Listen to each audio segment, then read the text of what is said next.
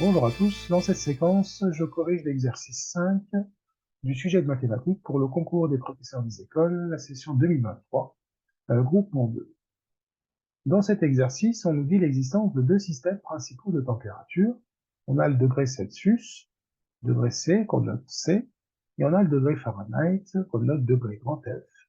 Donc C, grand F pour les deux unités de température. On nous donne une formule qui permet de passer de la mesure d'une température en degrés Fahrenheit, noté grand F, vers la mesure de température en degrés Celsius, noté grand C.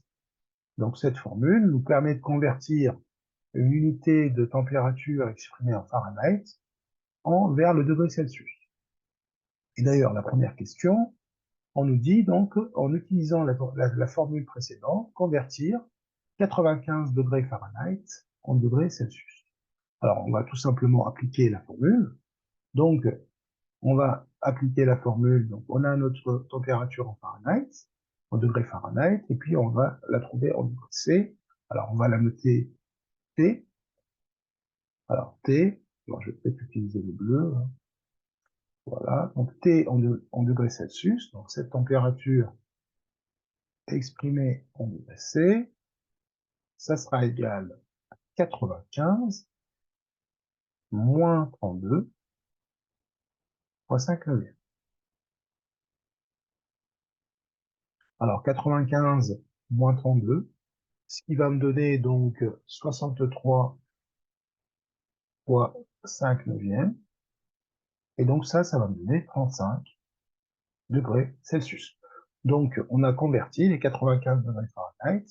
Donc, 95 degrés Fahrenheit, ça équivaut à 35 degrés Celsius, donc exprimé dans le degré Celsius, dans cette unité.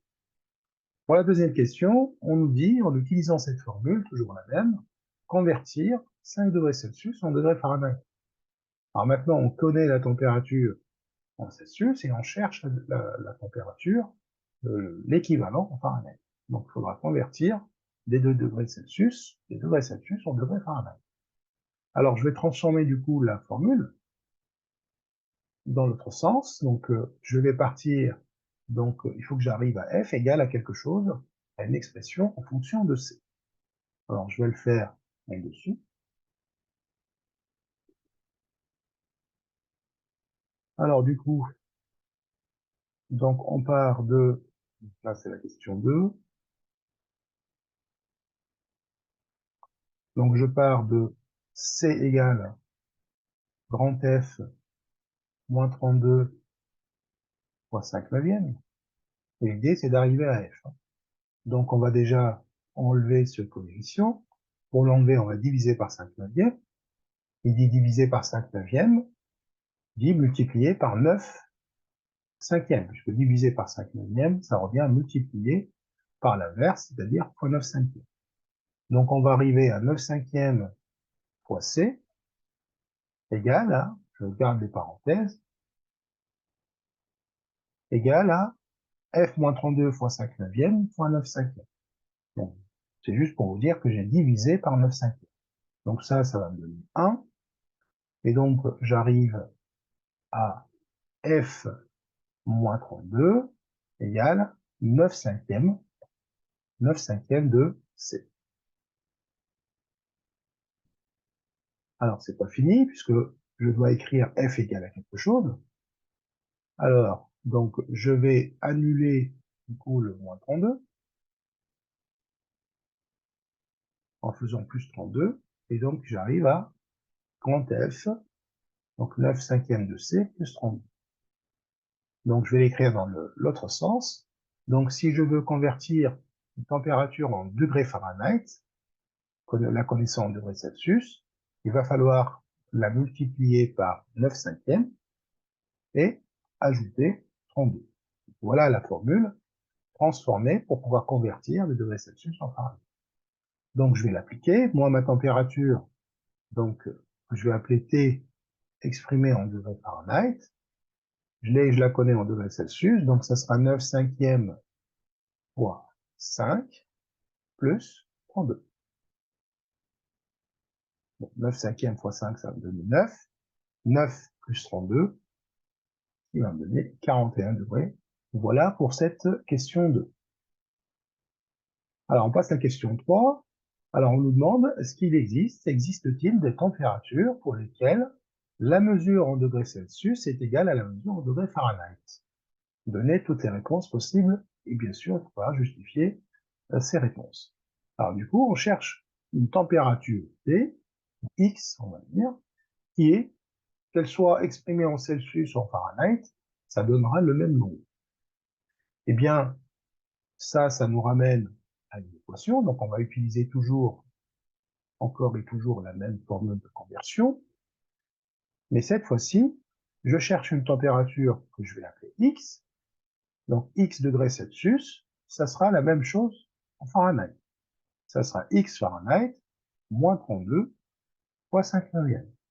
C'est-à-dire, si je la convertis, si je passe de Celsius à Fahrenheit, je trouverai la même chose. Je trouverai exactement la même valeur. Eh bien, on va résoudre cette équation et on va voir ce que ça donne. Alors, pour la résoudre, je vais commencer d'abord par développer.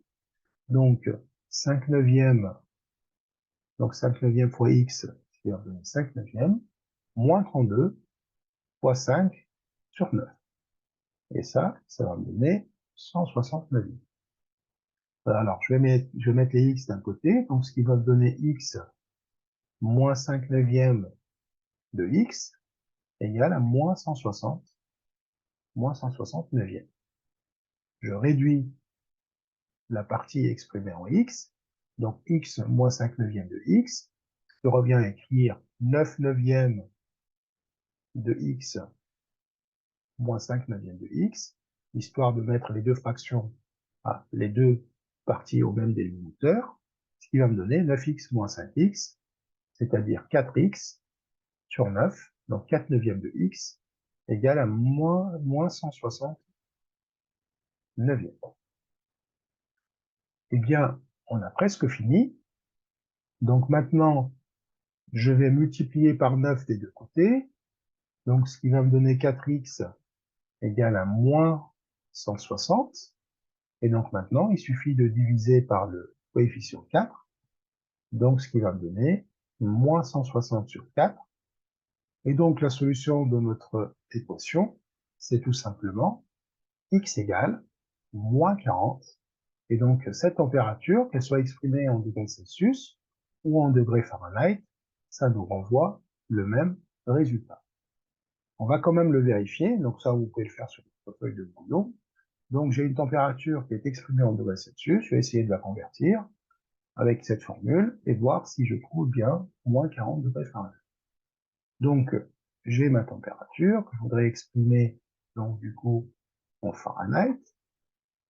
Donc, ce qui va me donner moins 40, moins 32, fois 5, neuvième.